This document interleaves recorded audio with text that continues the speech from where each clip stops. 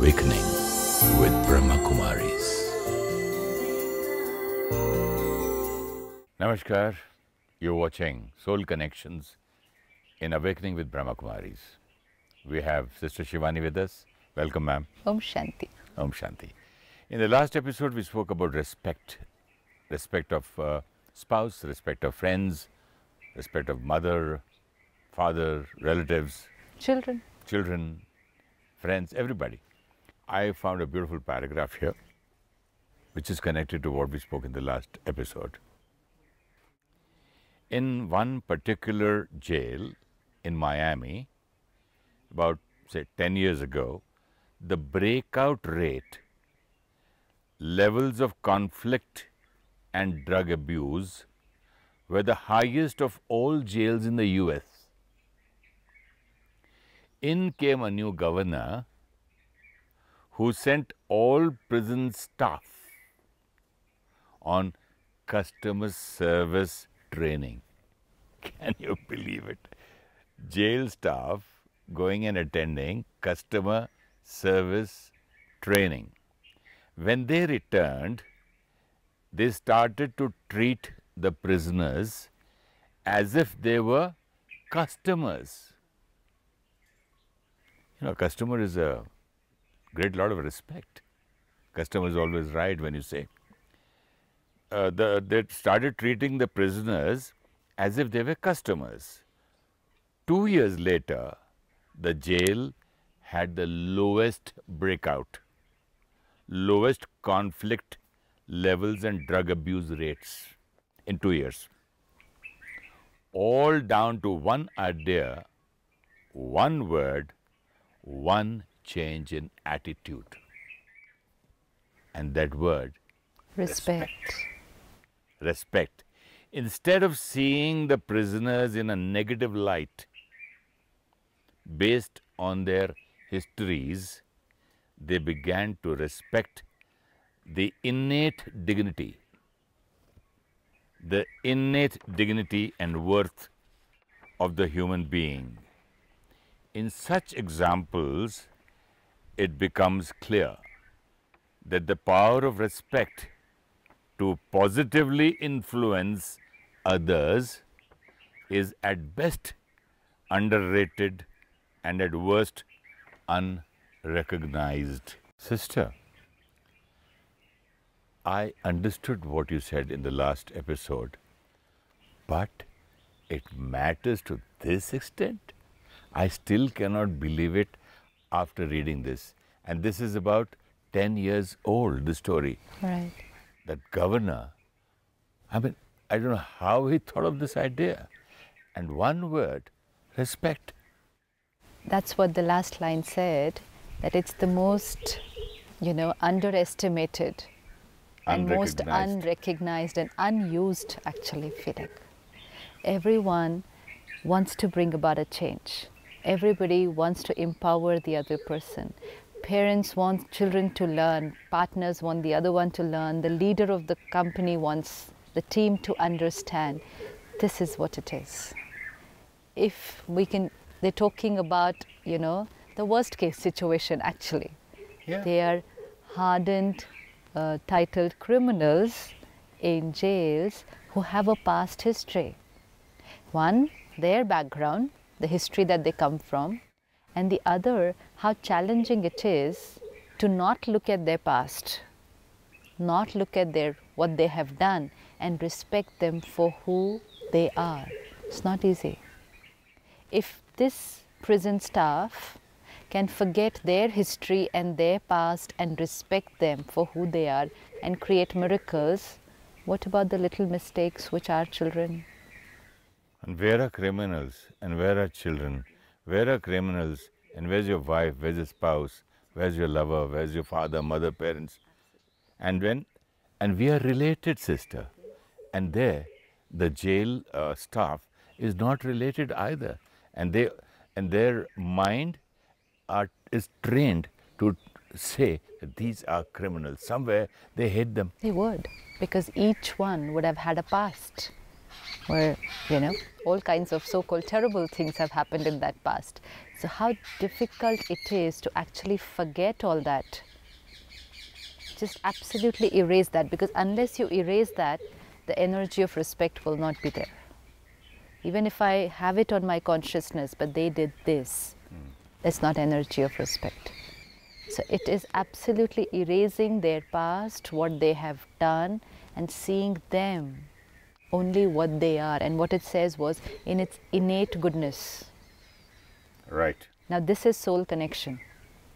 This is not a connection between the prison staff and the prisoner.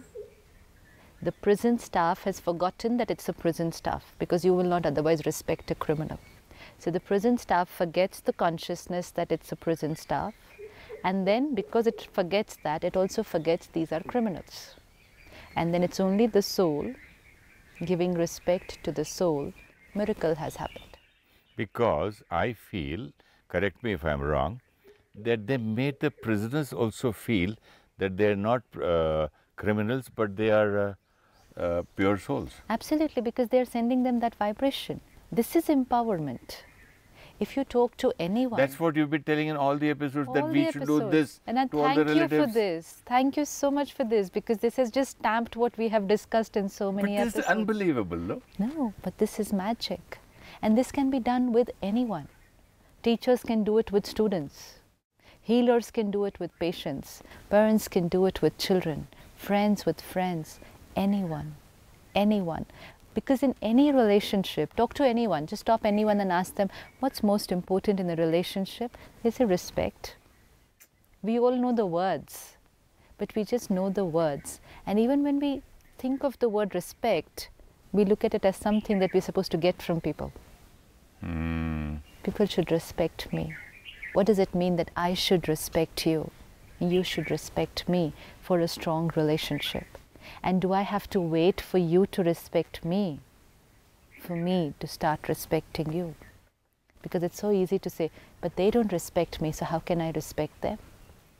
So it's not a commodity which has to be exchanged. Respect is here. Respect has nothing to do with who you are. Very often we say, I did respect them, but they did such and such a thing that I lost all my respect for them. I just can't respect them anymore. Can we say that love and respect are one-way traffic? Forget the incoming from there. You have to go on one side. Actually, every feeling and every emotion is one-sided only. It's just that we have lost our power and lost the consciousness that we are creating it. So we thought when it comes from there, then we create it, positive or negative. Even my anger, my hatred was this side only. But because I was unaware that I'm creating it, I thought what you do and what you send creates it. I thought that it was a reaction of mine. It was a return of what you're doing. Similarly, love and respect, trust, faith have also become like this. That you do this, so I respect you. You did something contradictory, I lost your respect. It's very common, no? The line, oh, I've lost respect in him. Oh, I've lost faith in him. Yeah. I've lost... But when we say, I lost respect in him, it also means that they do not deserve my respect anymore. Yeah. This is what we're trying to tell ourselves. We're not trying to say, I have changed, or is there something I can do about it that I've lost respect? I think they did such and such a thing because of which they do not deserve to be respected anymore. They do not deserve my respect because, and I have 10 reasons to give for it. Respect is here. Respect is the light in which I create you here in my consciousness. And the image that I create in my consciousness does not depend on you. It depends on the purity of my consciousness. If I am pure, do not have any bias, any kind of negativity, then the picture that I will create will be a different color. It's like, one model and different artists will paint a different portrait. The model is the same. Now it only depends on the skill of the artist and the colors that the artist is going to use.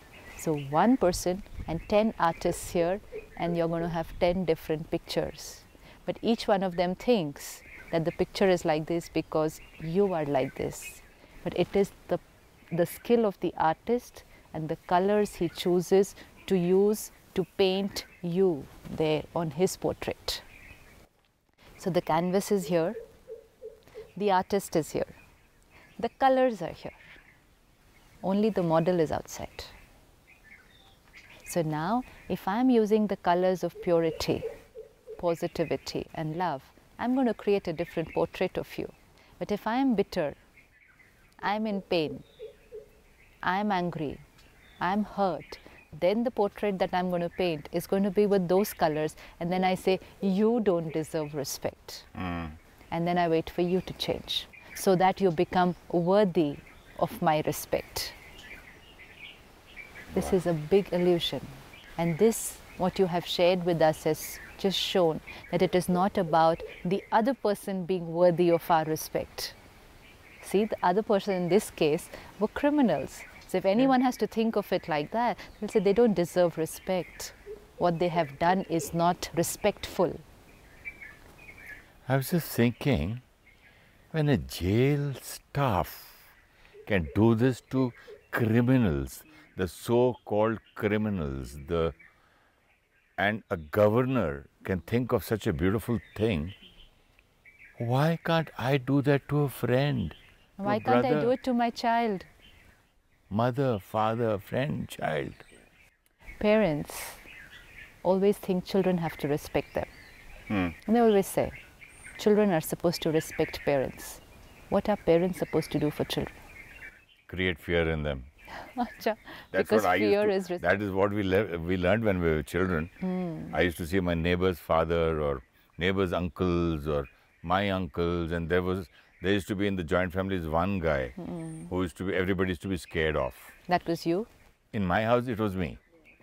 All the children. Oh, good guy's going to come. Just keep quiet. Stop crying. He's come home.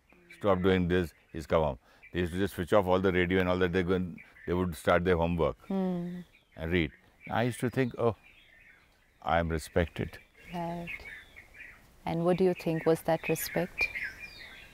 Everyone, when you entered the house, everyone did things according to the way you wanted them to do it. Which I thought it was right at that time. And They should do their homework, not listen to the radio. So, but this was power. This was control. You were able to control them to do things the way you want. They wanted to be controlled. Yeah, they chose to be controlled, It definitely. was their choice. Of course it was their choice. Mother's choice. Definitely. Family's choice. Every time we said, So the ones who control are also using their choice, and the ones who are being controlled are also using their choice. I had my choice. But important is, what is the energy in between? Is this respect? No. Because respect is positive energy. And fear? Negative. So fear can definitely never ever be respect. If I fear you, then that means I don't like you. You can never love and fear the same person. Because you're never ever mentally. If you fear you don't like, You can never love and fear the same person. you don't love a person. If you fear them, Huh? no? And then what is that when the people say that, oh, I'm very scared of my husband, oh, I love him so much, I'm just scared of him, I'm scared of God, I fear God. And I've Yeah, read we somewhere always feared God. I've read so many, I think I've read it on some buses or some placards somewhere, fear God. Somebody writes, love God. Most of us fear God. So we need to ask ourselves, should we fear God or can we love God? According to you, fear is negative, no? Yes. There is no love. But we think because it's supreme energy and we think God can get angry, so we fear God. Where will there be fear? You know, if you said, the wife says, I am scared of my husband, that means what's the energy? Fear. And then if the husband gets angry, then hurt. She fears because he can go out of control. There is slight difference between a man having discipline in the house and creating fear in the house. No, it is up to the child, up to the wife also to understand there is some discipline or fear. She can always think that I'm scared, No. whereas he wants to be disciplined. No, you can create discipline, but I will be able to catch the energy which comes from you. Okay.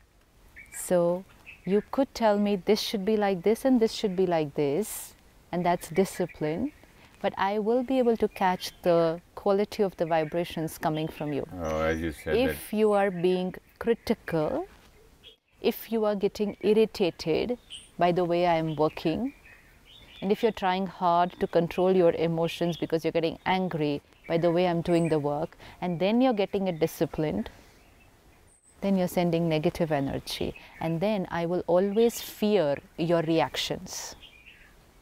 I'm feared.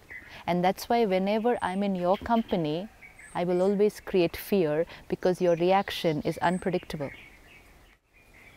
And I don't want to displease you. So out of fear, I will be doing things. Now this is not energy of respect and love. Because respect means I will be absolutely comfortable here in your presence. But if I'm uncomfortable, then that's not respect. But I also give million times more love.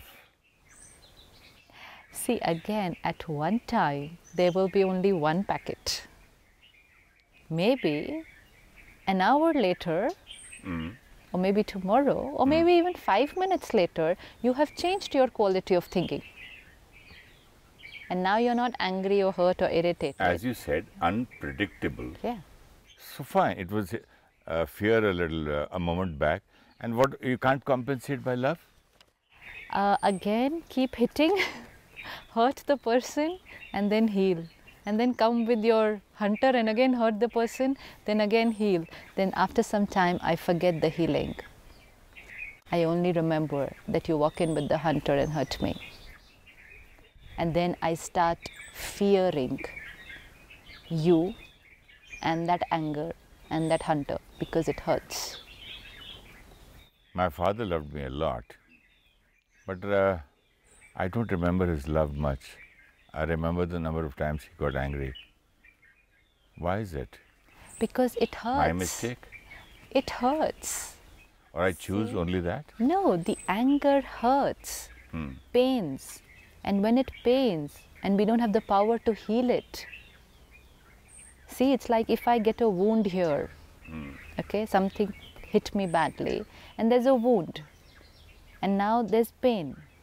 And if it's been years, but still that pain is slightly there, I forget all the gifts you give me. But he did I'll only remember this wound. He did 90 love and 10 anger. Yes. It's my choice. Isn't it my fault? It's not about that. The anger which was there has created a wound. The wound is still paining. Just 10%? It doesn't matter. It could be one word. Some people have been spoken one word in their lifetime and it's still paining. It's not about 10%. It's about my power to heal it. But I'm also choosing only the 10, no? The negative. No, you're choosing not to heal yourself. But I'm just choosing to remember only 10 of my dad. You will remember because it's paining. See, if I get a wound here, it's paining, so I remember. Now if the wound gets healed and there is no pain, then I don't remember the hurt. I will remember that anger only till something is paining. Let's say I got something here 20 years back. Today it's not paining. So I don't even remember 20 years back something had happened over there. But something had happened 30 years back and that pain is still here. No, but sometimes you forget the pain. You don't forget the pain. You forget the pain. You don't and forget when the you pain. are again fighting or in a mood or you in a sad mood and you're crying, you say, you did that to me 10 years back, you did this to me 15 years back. That means the pain is still there? The pain is still there. You know, suppose something hits here again and I'll say, you know, this portion is already weak. Now again this thing has gone and hit there. That's why it's hurting. but it's already weak because that pain is there. Without spiritual knowledge and meditation and healing, self-healing, and of course using the power of the supreme power, whom we call God, without that, very difficult to heal wounds here. The pain remains, the mark remains. And then when we think of them again, or we meet them again, that mark is there to remind us this is the pain. So it becomes very, very important in our relationships. What is the energy that we are giving to each other? Like you're saying, he loved you a lot, but then he also used anger. Actually, what is it that is creating the disrespect? Is when we are judgmental about other people. That's the fundamental thing when we lose respect. The minute I get judgmental about you, and judgmental is negative, I have lost my respect because now you are not the way I want you to be. This is respect blocked immediately. Okay, next question. If I did not like what my father said, those few 10%, and I remember not the 90, then why did I continue to do that with my children? Why did not I learn from it? Important. Every time someone was angry with us or criticized us, it created a wound. Yes. It pained, and now there's a wound. And this went on for, let's say, 10 years, 20 years, 30 years. Now 30 years, a soul created pain. Suppose that's you now. Because you were receiving criticism, anger. Even if it was 10%, but you were receiving it and it was quite a bit for you because that's why you were in pain. Now 20, 30 years as a child, you went through that pain. Now you will see that, oh, I was a child, now I'm a parent. But now we are seeing relationships irrespective of labels. You're a soul, 30 years playing the role of a child, and now playing the role of a parent. But the soul was wounded. The soul was in pain. So now the soul, whether the soul plays the role of a child or plays the role of a parent, the soul is in pain. So what's the energy the soul will give to the next set of souls that comes in contact with it? No love, only pain. Pain. Then again criticism. What do I need? To not criticize someone, I have to accept them unconditionally. But to accept someone unconditionally, I have to be very strong. But because I'm in pain, I cannot accept them unconditionally. And so I criticize them. And so I'm judgmental about them. Because I did not create respect and probably did not receive respect when I was a child, how is it possible now for me to give respect when I'm in pain? I keep on disrespecting all my relations. All souls. All souls who I come Because in I'm contact with. My disrespecting staff, my friends, my relatives, my father, mother, brother, children, everybody around. So it becomes my nature. It's already your nature, no, in those 30 years. So dangerous. It is. That's why we said patterns created in one particular relationship will carry forward to all others. Yes. And similarly, if the opposite happens, that now if you create a relationship where you receive unconditional love and unconditional acceptance, You start giving. you will heal yourself. And because you heal yourself, the pain has disappeared, you've become stronger and stable. The energy which you start sending now to your children, to your staff, to people around you, changed. And the biggest and the highest unconditional love and the most biggest power is? Yes, that's where meditation helps. Connecting with God. Absolutely. Irrespective of our past, whatever the wounds that were there, the minute we connect to that supreme power and start using His love to heal ourselves, the wounds are healed. And we are now strong to give a different quality of energy to people around us. Beautiful. Wonderful talking to you. So it's possible. Beautiful, sister. We must have a little longer meditation on this. It's very important, and I'm so happy we picked up this subject today. Let's sit back and take this moment to be with ourselves.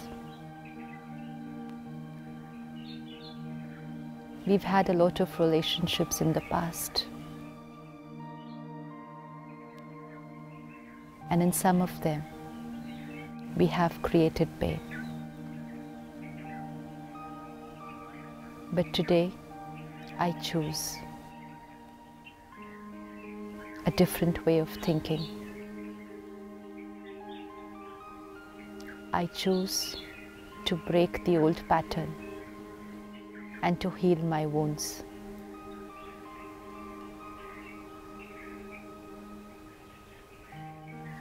I do not need respect from anyone.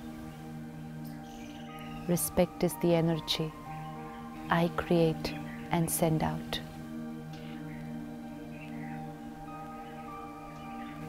Because I am a pure being.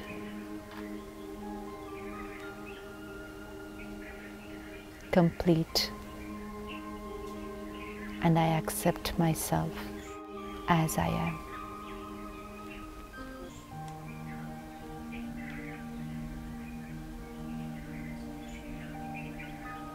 All the pain that was created in the past was my lack of awareness about my own self. And I used their words to hurt myself.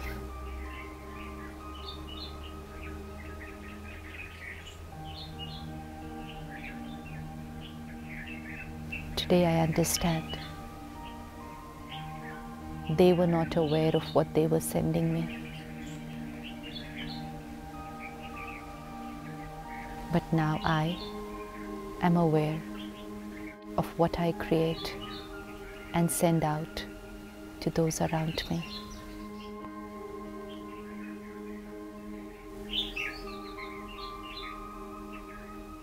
Om Shanti. Thank you, sister. Thank you very much. Thank you.